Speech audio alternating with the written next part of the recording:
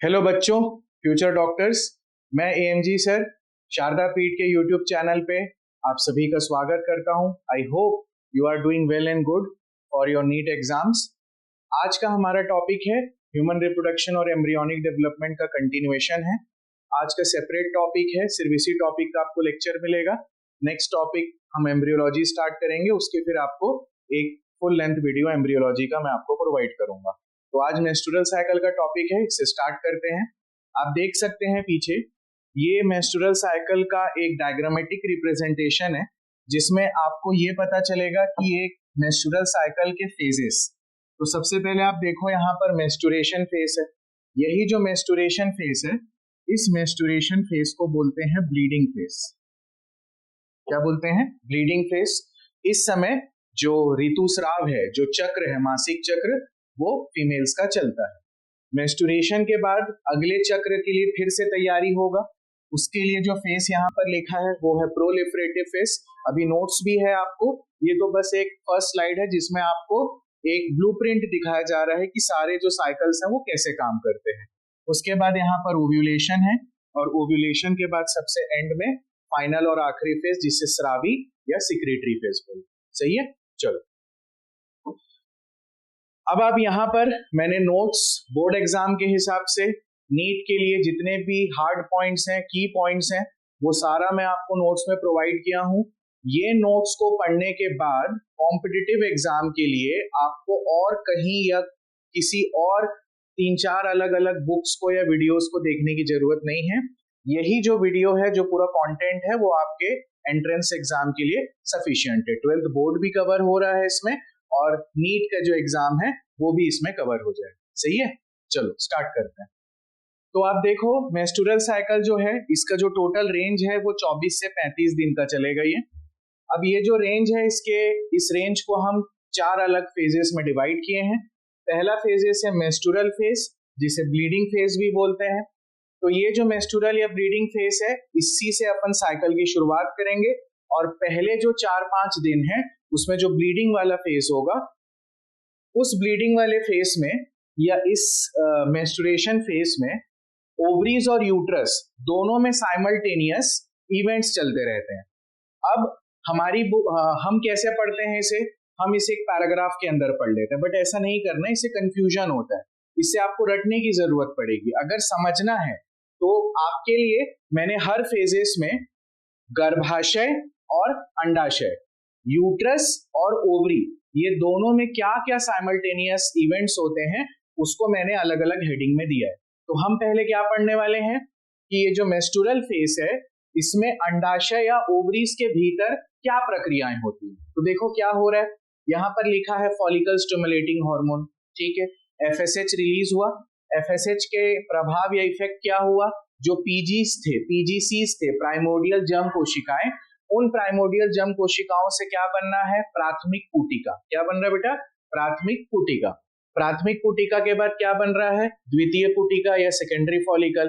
तो हमको नीट के लिए क्या ध्यान रखें हम, कि जब मेंस्ट्रुएशन फेज चल रहा है उस समय तक फॉलिकल्स का कौन सा स्टेज बन गया है? Secondary stage. सेकेंडरी फॉलिकल तक डेवलपमेंट हो जाता है। ये कहां पर हो रहा है बेटा? ओवरीज के अंदर। यहां तक क्लियर है? सभी को क्लियर है? क्लास सभी को क्लियर है? ओके। अब देखो, यूट्रस या गर्भाशय में क्या इवेंट्स हो रहे हैं। गर्भाशय से ऋतुस्राव या फ्लो होगा। अब ये जो ऋतुस्राव है, इसका एक एवरेज वैल्यू अगर हम देखें तो 50 ml से 150 ml। सभी महिलाओं में, सभी फीमेल्स में जो जिनमें मेंस्ट्रुअल साइकिल आता है, ये फ्लो ऊपर नीचे हो सकता है वैल्यूज। तो मैंने एक मिनिमम वैल्यू 50 और 150 ml मैक्सिमम वैल्यू तक दी है। क्या क्या रहेगा ऋतुस्राव में? टिश्यू फ्लूइड रहेगा, मतलब अंदर की जो कोशिकाएं हैं, अंदर के जो सेल्स हैं, जो टिश्यू हैं, जो डैमेज हो रहे हैं, उनसे तरल द्रव निकलेगा, श्लेष्म या म्यूकस निकलेगा। और मैंने आपको बताया था, हम जब यूट्रस की हिस्टोलॉजी पढ़ रहे थे बेटा, तो अपन ने डिस्कस किया था, क्या डिस्कस किया था, कि जो यूट्रस है उसके 2 लेयर्स हैं। एक है स्ट्रेटम बेसालिस, एंडोमेट्रियम के 2 लेयर्स थे, एक है स्ट्रेटम बेसालिस, एक है स्ट्रेटम फंक्शनलिस। तो देखो मैंने यहाँ पर लिखा है कि जो सेल्स है एंडोमेट्रियम के, तो सेल्स कौन से एंडोमेट्रियम के? स्ट्रेटम फंक्शनलिस वाली जो लेयर है, उस परत या उस लेयर की जो कोशिकाएं हैं या जो सेल्स हैं उन लोग इस फ्लो में प्रेजेंट होते हैं। अपन को तो ये पता है स्ट्रेटम फंक्शनलिस डैमेज हुआ फिर अगले महीने फिर से एक नया स्ट्रेटम फंक्शनलिस बनेगा, सही है ना, बढ़िया।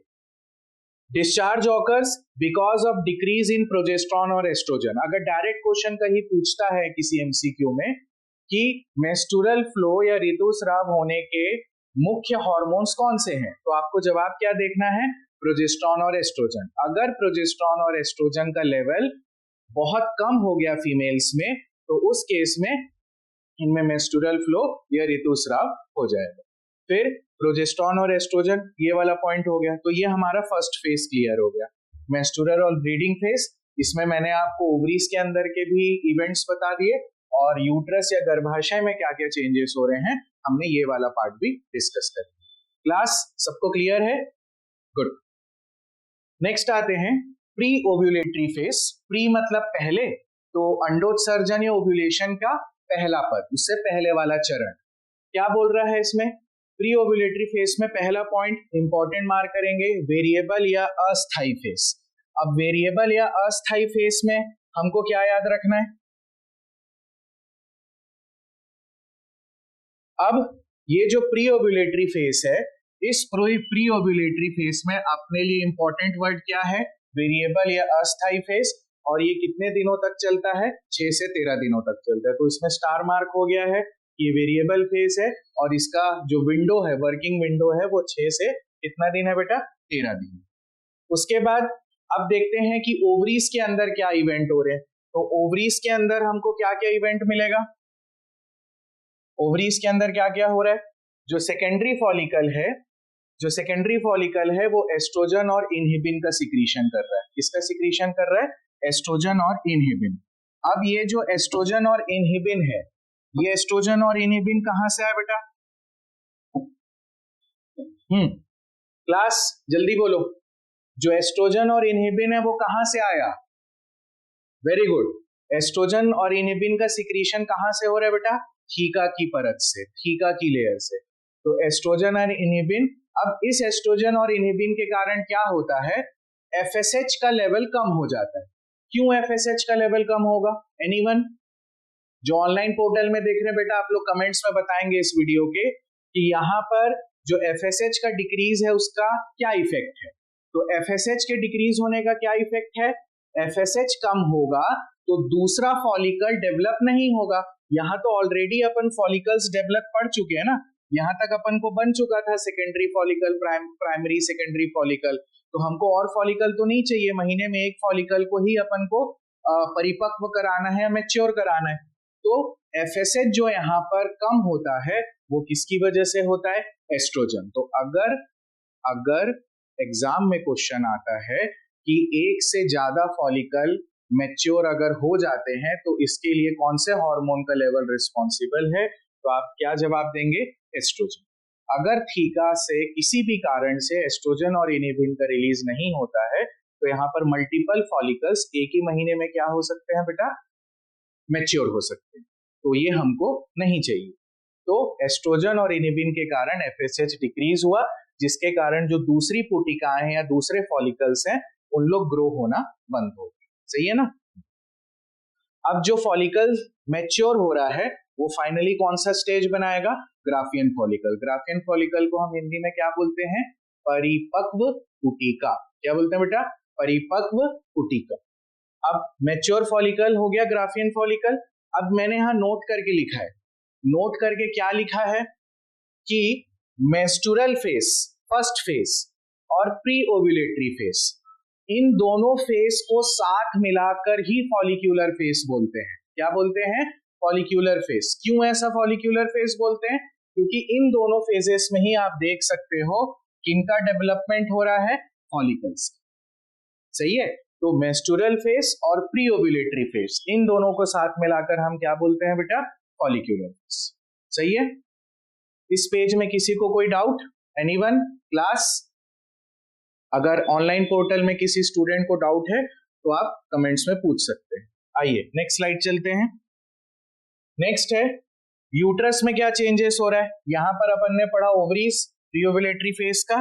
सेकंड क्या आ गया, यूट्रस। तो अब यूट्रस में क्या इफेक्ट हो रहा है, एस्ट्रोजन आया था, estrogen causes repair of endometrium. भाई सुनो, इससे पहले मेंस्ट्रुएशन हो गया, स्ट्रेटम फंक्शनलिस पूरी तरीके से टूट गया। अब अगले चक्र के लिए गर्भाशय या यूट्रस को प्रिपेयर करना है ना, तो उसकी शुरुआत कौन करता है, एस्ट्रोजन। एस्ट्रोजन के कारण ही जो एंडोमेट्रियम की लेयर टूट गई थी, स्ट्रेटम फंक्शनलिस टूट गया था, अब वो दोबारा बनना चालू करेगा। दोबारा कैसे बनना चालू करेगा, estrogen causes repair of endometrium. जो स्ट्रेटम बेसालिस था, जो अंदर वाली परत थी, उस स्ट्रेटम बेसालिस में क्या होगा, माइटोसिस या समसूत्री विभाजन। इस माइटोसिस के कारण नई लेयर का फंक्शन होगा, इस परत का क्या नाम है, स्ट्रेटम फंक्शनलिस। तो अगर नए चक्र की शुरुआत किस हार्मोन की जिम्मेदारी है, to start a new cycle, which hormone is responsible for development of endometrium, तो जवाब क्या लिखेंगे बेटा, एस्ट्रोजन। सही है, क्लास क्लियर हो रहा है, बढ़िया। अब ये जो स्ट्रेटम फंक्शनलिस है ये तो बन गया, और क्या इस स्टेज में होता है यूट्रस में, एंडोमेट्रियल ग्रंथियां, एंडोमेट्रियम के जो ग्लैंड्स हैं उनका डेवलपमेंट होगा, जो आर्टेरियोल्स हैं उनमें थोड़ा कॉइलिंग स्टार्ट होगा, सही है। और इस स्टेज में जो एंडोमेट्रियम की मोटाई है या एंडोमेट्रियम का थिकनेस है बेटा, वो कितना हो जाता है, 4 to 10 मिलीमीटर थिक। तो ये सेकेंड फेज भी अपन डिस्कस कर लिए। ओवरी के अंदर क्या क्या हुआ, ग्राफियन फॉलिकल बना था, यूट्रस में क्या हुआ, नया स्ट्रेटम फंक्शनलिस बना, और यही नया स्ट्रेटम फंक्शनलिस आगे जाके प्रेगनेंसी को क्या करने वाला है बेटा, सपोर्ट करने वाला है, सही है। ठीक, अब हम पढ़ते हैं अंडोत्सर्जन या ओव्यूलेशन। अब ओव्यूलेशन हो रहा है, अब इस ओव्यूलेशन में क्या हो रहा है, फर्स्ट आपको क्या याद रखना है, जो सबसे कॉमनली पूछा जाता है, आपको बहुत सारे PYQs statement based questions true false में मिलेगा कि जब ओव्यूलेशन होने वाला है तो इस समय सेकेंडरी oocyte के चारों तरफ में दोनों लेयर्स हैं। कौन कौन सी लेयर्स हैं, खुद का कपड़ा जोना पेल्यूसिडा और कोरोना रेडिएटर। हाँ, खुद का कपड़ापन पढ़े थे ना, आपको याद रखने के लिए समझाया था। अगर मान लीजिए कि हम ही लोग सेकेंडरी oocyte हैं और हम लोग अगर घर से निकल रहे हैं तो हम लोग कपड़ा पहनेंगे ना, तो वैसे ही सेकेंडरी oocyte भी जब अपने घर या अंडाशय या ओवरी से बाहर निकलता है तो अब उसका खुद का जो कपड़ा है वो कौन है बेटा, जोना पेल्यूसिडा, सही है। अभी जब फर्टिलाइजेशन पढ़ेंगे ना तो जोना पेल्यूसिडा के बारे में और कुछ पॉइंट्स बताऊंगा, अभी नाम याद रखो, ठीक है। अब क्या हो रहा है, एस्ट्रोजन का लेवल बढ़ा हुआ है अभी भी, इस एस्ट्रोजन की वजह से GnRH का सिक्रीशन होगा, गोनाडोट्रोपिन रिलीजिंग हार्मोन का। एस्ट्रोजन के कारण GnRH सिक्रीट हुआ। अब जब भी GnRH सिक्रीट होगा बाय डिफॉल्ट डायरेक्ट चले जाएगा क्या यूट्रस में, नहीं जाएगा। डायरेक्ट चले जाएगा क्या ओवरी में, नहीं जाएगा। GnRH पहले किसको एक्टिवेट करेगा, पिट्यूटरी ग्लैंड। पिट्यूटरी का कौन सा पार्ट, अग्रपीयूष या एंटीरियर पिट्यूटरी। अब ये जो एंटीरियर पिट्यूटरी है ये LH के सिक्रीशन, ल्यूटिनाइजिंग हार्मोन के सिक्रीशन को बढ़ा देता है। तो जब ओव्यूलेशन के एक दिन पहले LH का लेवल बहुत ज्यादा बढ़ जाता है तो उसके लिए हम क्या वर्ड यूज करते हैं बेटा, सर्ज। सर्ज मतलब अचानक से किसी का लेवल बढ़ जाना। अब सर्ज की जगह आप और क्या याद रख सकते हो, स्पाइक। स्पाइक वर्ड भी यूज कर सकते हैं।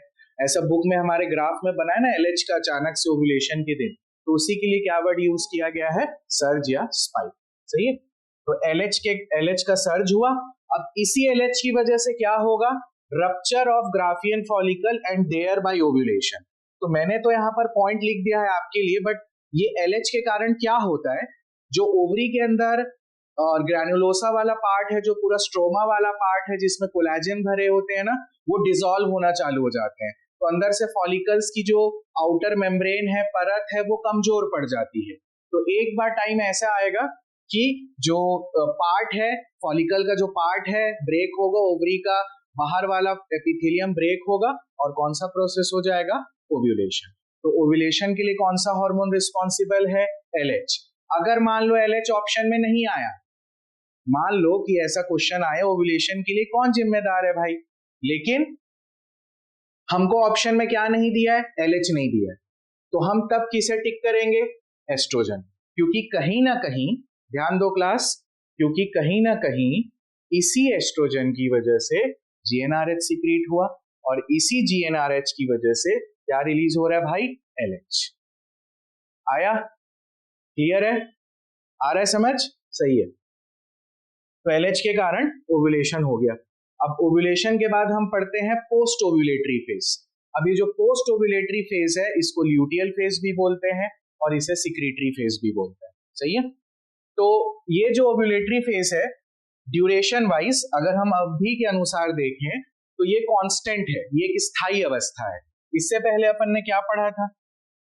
देखो यहां वेरिएबल पढ़ा था ना, कौन सा था? Pre ovulatory phase. लेकिन यहां पर मैंने क्या बोला है कि जो पोस्ट ओव्यूलेटरी फेज है या ल्यूटियल फेज है ये कांस्टेंट फेज है। कितने दिनों तक चलेगा भाई? 14 दिनों तक। कितने? 14 दिनों तक। अब इसमें क्या क्या हो रहा है? जो परिपक्व पुटिका की जो ग्राफियन फॉलिकल था वो किस में बदला? कॉर्पस हेमोरेजियम। हेमोरेजियम इसलिए बोलते हैं क्योंकि इस स्टेज में ना ओवम सेकेंडरी oocyte के बाहर निकलने से जो ब्लड कैपिलरीज टूटती हैं उसके कारण अंदर एक क्लॉट बन जाता है फॉलिकल के अंदर। इसी कारण से इसको हम बोलते हैं कॉर्पस हेमोरेजियम। मैंने मेंशन भी किया है, रक्त का थक्का जम जाता है, ब्लड क्लॉट जम जाता है, इसलिए नाम आ गया कॉर्पस हेमोरेजियम। ठीक है? Next point, under LH influence.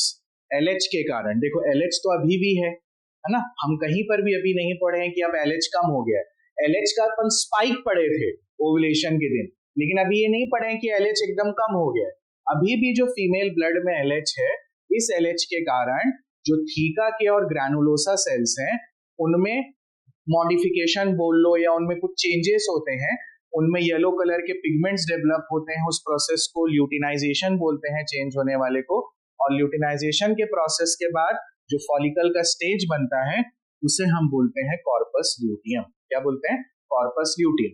तो कॉर्पस ल्यूटियम का नाम भी ल्यूटियम इसलिए आया है क्योंकि ये जो फॉर्मेशन है ये कौन से हार्मोन के कारण आया है? LH।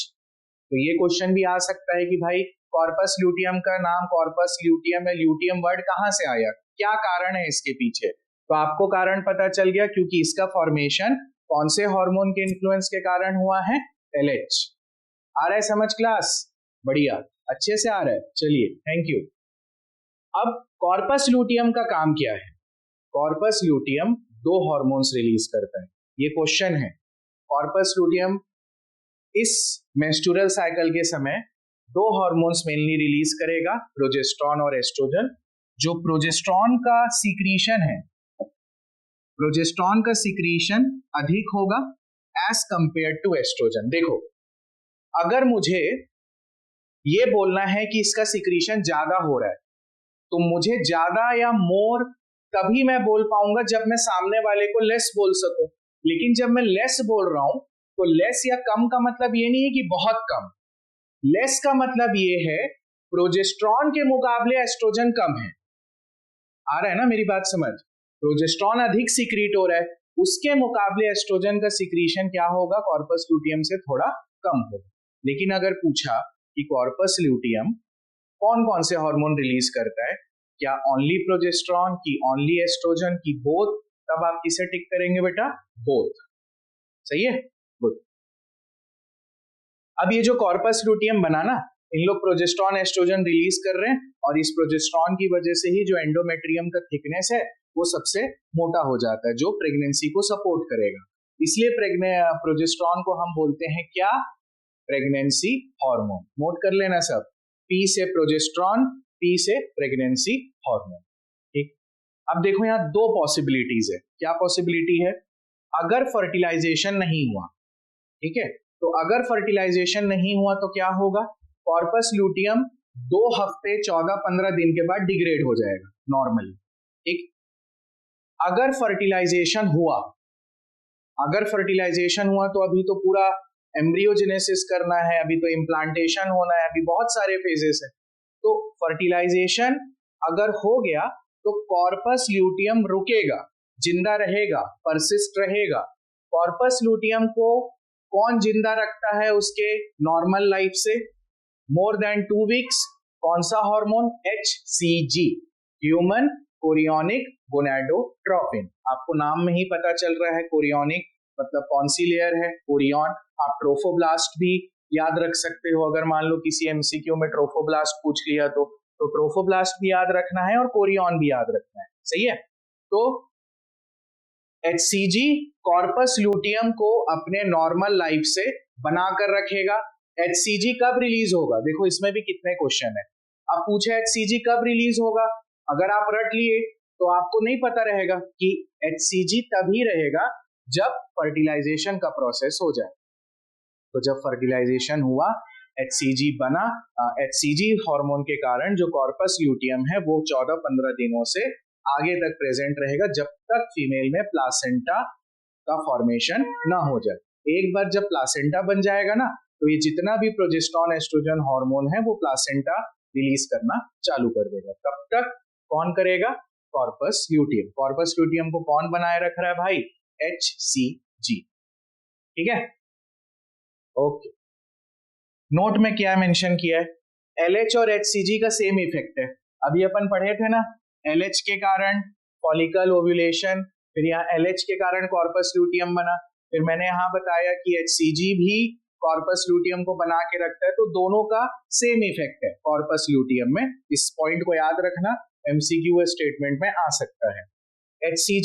HCG हार्मोन के कारण ही जो फीमेल्स में प्रेगनेंसी टेस्ट किट्स होते हैं, उन प्रेगनेंसी टेस्ट किट्स में जो डबल पिंक लाइन आती है, वो पिंक लाइन कौन से हार्मोन की वजह से आई, HCG। इसी कारण से HCG को हम बोलते हैं इंडिकेटर ऑफ प्रेगनेंसी, ठीक है। तो यहां पर अपन ने फेजेस डिस्कस किए। अब ये सारे जो फेजेस अपन ने यहां पढ़ा, ये तो ओवरी से रिलेटेड था।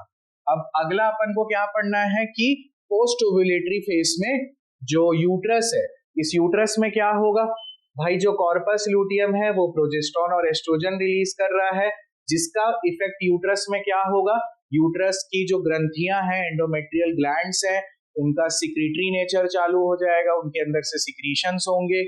वस्कुलराइजेशन मतलब बहुत सारे ब्लड वेसल्स का जो फ्लो है वो एंडोमेट्रियम की तरफ बढ़ जाएगा, ब्लड कैपिलरीज बनेंगी, और इसी स्टेज में जो एंडोमेट्रियम की थिकनेस है वो सबसे ज्यादा मैक्सिमम होगी। तो ये पॉइंट आप लोगों को याद रखना है कि यूट्रस में क्या क्या चेंजेस हो रहे हैं, और ये जो यूट्रस में चेंजेस हो रहे हैं ये किसके कारण हो रहे हैं, प्रोजेस्टेरोन और एस्ट्रोजन। प्रोजेस्टेरोन और एस्ट्रोजन कहाँ बना है, कॉर्पस ल्यूटियम में। कॉर्पस ल्यूटियम किसके अंदर है, ओवरी के अंदर। तो कहीं ना कहीं आपको ये याद रखना है कि जो ओवेरियन इवेंट्स है, अंडाशय के अंदर जो भी प्रक्रियाएं चल रही हैं, उसका प्रभाव कहाँ पड़ता है, यूट्रस में। कहाँ पड़ता है, यूट्रस में। ऐसा याद रखेंगे तो आपको रटना ये प्रोसेस नहीं पड़ेगा। रटने से याद आया कि आप लोगों के पास जो अभी नीट तक के लिए टाइम बचा है, जो बोर्ड एग्जाम के एस्पिरेंट्स हैं उन लोग के बोर्ड्स तक के टाइम बचे हैं, बाकी नीट के लिए लगभग 100 दिन के आसपास का टाइम बचा है। तो इस पूरे टाइम पे ना आप लोगों को जो अप्रैल वाला जो मंथ है ना, इस अप्रैल वाले मंथ के पहले तक आप लोगों को जितना कंटेंट पढ़ना है, याद करना है, समराइज करना है, नोट्स करना है, वो सारा चीज करके रख दीजिए। क्योंकि जो अप्रैल मंथ होगा ना बेटा, इस अप्रैल मंथ में हमको सिर्फ और सिर्फ FST देना है। FST मतलब full syllabus test. Full syllabus test के लिए शारदा पीठ आपके साथ है। शारदा पीठ में बहुत जल्दी एक बहुत पावरफुल टेस्ट सीरीज लॉन्च होने वाली है, जिसमें जितने भी क्वेश्चंस या जितने भी अलग अलग या डाइवर्स या विविधता या विविध टाइप के अलग अलग क्वेश्चन से आपको प्रैक्टिस कराई जाएगी। फुल सिलेबस टेस्ट रहेंगे, ऑनलाइन प्लेटफॉर्म में भी टेस्ट पेपर्स हम देंगे आपको। ऑफलाइन सेंटर जो शारदा पीठ बिलासपुर के ऑफलाइन सेंटर है, वहां पर टेस्ट सीरीज चालू होने वाली है। उस टेस्ट सीरीज में फिजिक्स, केमिस्ट्री, बॉटनी, जूलॉजी के एकदम पावरफुल क्वेश्चन, मतलब वो क्वेश्चंस आप लोग अगर बना लिए तो आपका सारा कंसेप्ट क्लियर है, और इस टेस्ट सीरीज से आपका क्या बढ़ेगा, सेल्फ कॉन्फिडेंस बढ़ेगा। तो अगर नीट के लिए टेस्ट सीरीज को आपको चुनना है तो ऐसी टेस्ट सीरीज चुनिए जो आपके लिए वाकई बहुत ज्यादा हेल्पफुल हो और वो स्ट्रिक्टली नीट पैटर्न को फॉलो करती हो। तो शारदा पीठ की जो टेस्ट सीरीज है वो स्ट्रिक्टली नीट पैटर्न, नए पैटर्न और जो अपडेटेड सिलेबस है उस हिसाब से बने रहेंगे विदाउट एनी एरर। आपको सेम डे उन सारे टेस्ट का डिस्कशन, डाउट्स आपको सेम डे मिल जाएगा। ऑलराइट, सो अभी से अपना जो भी पुराना बैकलॉग्स बचे हैं उसको जल्दी जल्दी खत्म कीजिए और एज सुन एज पॉसिबल अपने आप को रेडी कर लीजिए टेस्ट सीरीज के लिए। सही है बेटा? ठीक, यहां तक हो गया। अब देखो कुछ पॉइंट्स हैं जो नोट में आपको याद रखने हैं। Cells of endometrium secretes glycogen. अब क्या है ना कि अब फर्टिलाइजेशन हो गया है तो आगे एम्ब्रियोनिक डेवलपमेंट भी होगा, तो उसके लिए हमको एनर्जी भी चाहिए, तो वो सारी चीजें हमको यहाँ पर ग्लाइकोजन से मिलने वाली हैं। तो ग्लाइकोजन का सिक्रीशन यहाँ पर बहुत ज्यादा बढ़ जाता है because glycogen is the stored form of energy in animal tissue. तो ग्लाइकोजन का सिक्रीशन यहाँ पर बढ़ जाता है, इसी कारण से इस फेस को क्या नाम दिए हैं बेटा? Secretory face. फिर एक पॉइंट मैंने फिर से ऐड किया है कि withdrawal of progesterone and estrogen causes menstrual flow या मेंस्ट्रुएशन। ये मैंने दूसरी बार मेंशन किया है क्योंकि ये आपको याद रखना है कौन से हार्मोन्स की कमी की वजह से ऋतुस्राव या मेंसेस या मेंस्ट्रुएशन होगा बेटा? प्रोजेस्टेरॉन और एस्ट्रोजन। और प्रोजेस्टेरॉन और एस्ट्रोजन कौन बना रहा था? Corpus luteum. तो जब तक कॉर्पस ल्यूटियम है तब तक प्रोजेस्टेरॉन एस्ट्रोजन है, तब तक फीमेल का जो एंडोमेट्रियम है वो इंटैक्ट रहेगा, उसमें मेंस्ट्रुअल फ्लो नहीं है। ठीक है ना? लास्ट में मैंने गोनेड्स लिखा है। गोनेड्स हम जानते हैं, चैप्टर के स्टार्टिंग में डिस्कस किए हैं। गोनेड्स को हिंदी में क्या बोलते हैं? जनन बोलते हैं। तो ये जो गोनेड्स हैं ये 5th वीक में लगभग बन जाएगा। मुझे आपको ना सिर्फ गोनेड्स में 2 वर्ड्स बताने थे क्योंकि मैं जब पुराने क्वेश्चंस देख रहा था बहुत सारे बुक्स में, बहुत सारे थर्ड पार्टी बुक्स में, तो कहीं कहीं पर बहुत सारे लोग 2 डक्स के बारे में बोलते हैं, तो कुछ बच्चे लोगों को समझ आता है, कुछ नहीं आता है। तो भाई देखो नीट के लिए हमारे एनसीईआरटी बुक में इसका मेंशन नहीं है, बट कुछ पॉइंट्स हैं या कुछ वर्ड्स हैं, 1-2 स्टेप हम आगे बढ़ सकते हैं उस चीज के बारे में। तो मुझे आपको सिर्फ ये 2 वर्ड्स बताना था। क्या बताना था? गोनेड्स के आसपास डेवलपमेंट के समय 2 नलिकाएं या ट्यूब जैसे स्ट्रक्चर्स डेवलप होते हैं। पहले को एक को बोलते हैं मीजोनेफ्रिक या वुल्फियन डक्ट, यही नाम बताना था। वुल्फियन डक्ट से मेल रिप्रोडक्टिव स्ट्रक्चर्स का डेवलपमेंट होगा, जबकि पैरामीजोनेफ्रिक जो मुलेरियन डक्ट्स हैं, इन मुलेरियन डक्ट से आपको फीमेल रिप्रोडक्टिव स्ट्रक्चर्स का फॉर्मेशन होगा। तो मुझे यही चीज 2 आपको याद रखना है, एक वुल्फियन डक्ट याद रखना है और दूसरा क्या याद रखना है? Mullerian duct. सही है? ठीक। तो यहां पर अपन ने मेंस्ट्रुअल साइकिल में इसके सारे फेजेस डिस्कस किए, 4 फेजेस डिस्कस किए। मैंने आपको यूट्रस में क्या क्या चीजें होती हैं, ओवरी में क्या क्या चीजें होती हैं, ये भी आपको बता दी, आपको क्लियर है। आज जाकर एनसीईआरटी बुक रीडिंग करेंगे, वीडियो एक बार देखेंगे और एमसीक्यूज बनाएंगे। देखो यार, डाउट ना तब एक्चुअल डाउट आना चाहिए आपका जब आप किसी एमसीक्यू में फंस रहे हो।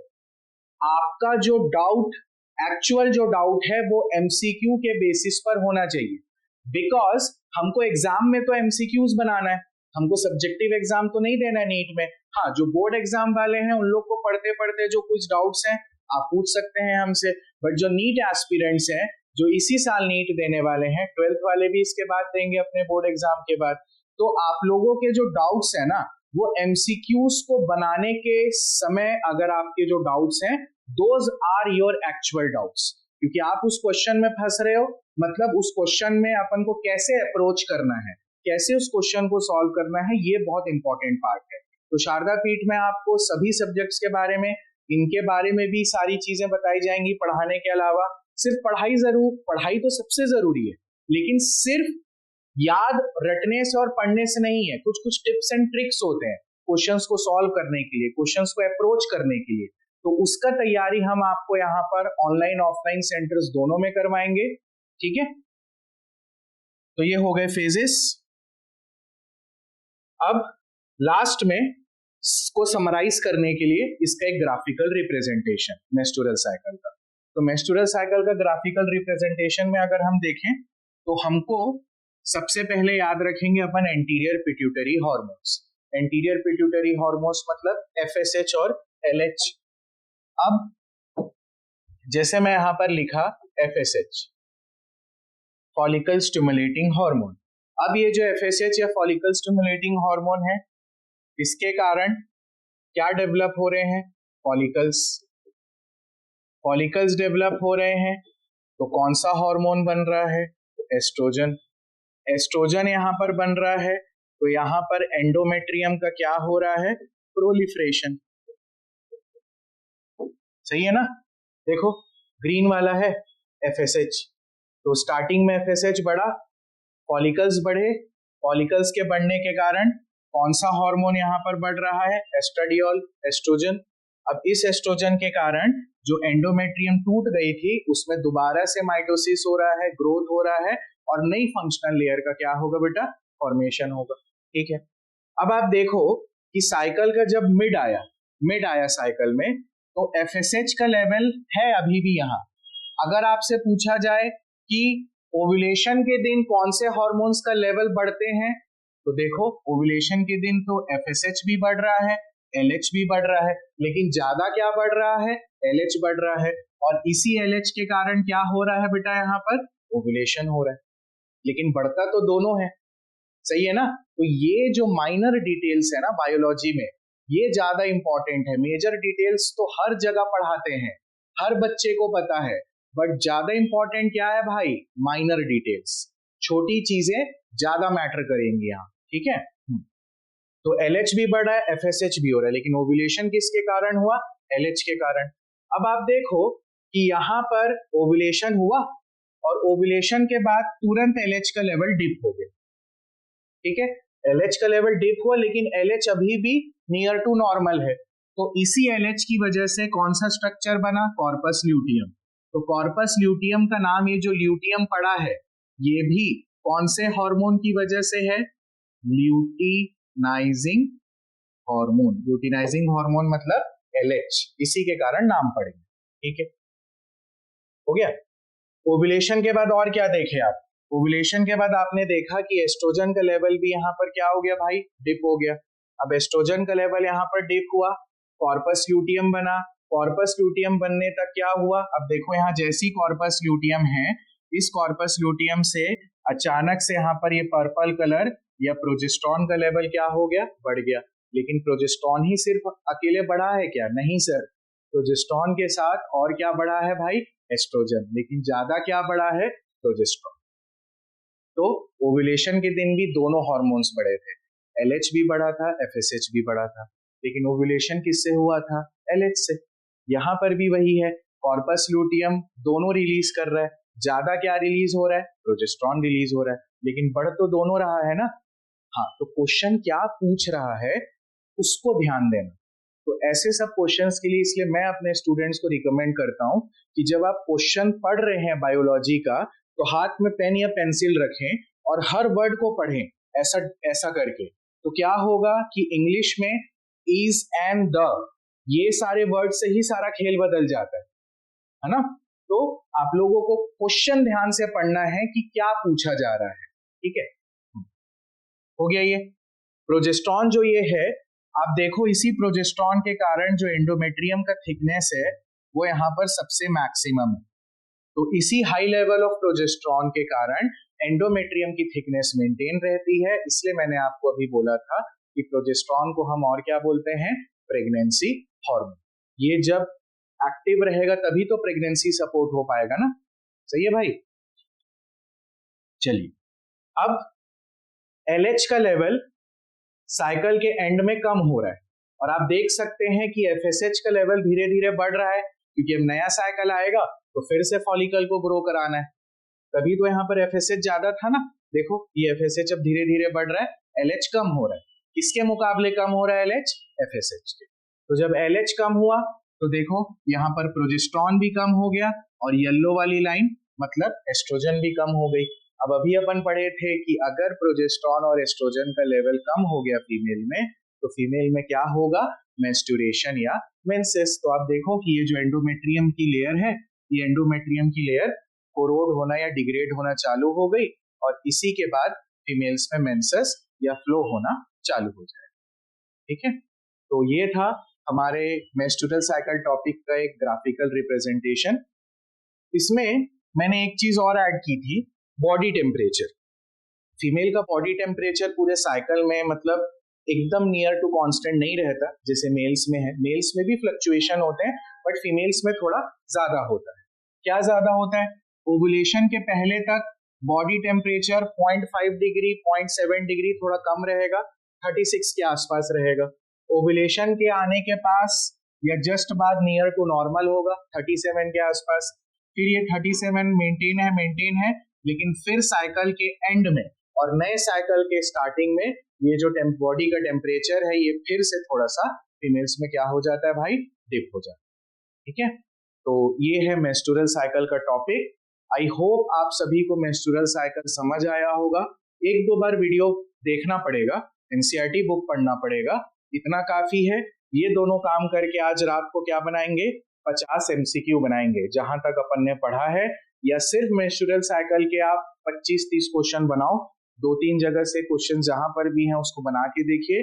जो भी डाउट्स है कल की क्लास में हम सारे डाउट्स को क्या करेंगे, क्लियर करेंगे। ठीक है बच्चों, नेक्स्ट लेक्चर में मैं स्टार्ट करूंगा एम्ब्रियोलॉजी, और ये एम्ब्रियोलॉजी इस चैप्टर का लास्ट पार्ट है जिसमें हम अब जो न्यू बॉर्न है, जो फीटस है, उसके डेवलपमेंट के सारे स्टेजेस को डिस्कस करेंगे। ठीक है, चलो आज के लिए इतना ही। Thank you for the class.